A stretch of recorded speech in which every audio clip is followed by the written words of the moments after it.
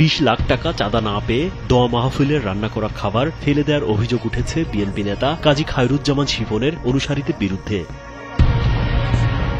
গেল শুক্রবার বাগেরহাটের মোড়েলগঞ্জের ব্যবইখালী ইউনিয়নের উত্তর সুতালড়ি গ্রামের নূর আলী হাওলাদারের বাড়িতে এ ঘটনা ঘটে। স্থানীয়রা জানান, প্রবাসী জাহিদ ইসলামের শতবর্ষী অসুস্থ বাবা মাকে দেখতে সম্প্রতি গ্রিস থেকে দেশে ফিরে ঢাকায় একটি হোটেলে ওঠেন। পরে বাবা মায়ের রোগ মুক্তি কামনায় গ্রামের বাড়িতে দোয়া ও মিলাদ মাহফিলের আয়োজন করেন তিনি। ওই অনুষ্ঠানে দাওয়াত দেন স্থানীয় বিএনপি নেতাদেরও।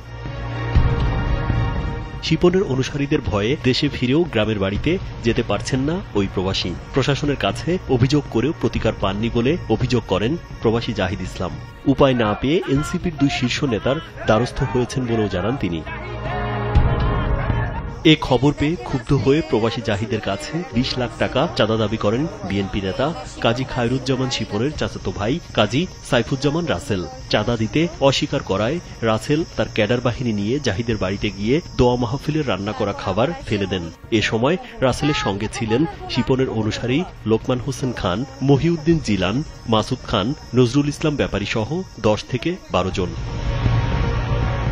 রাজীব বিশ্বাস, কালবেলা।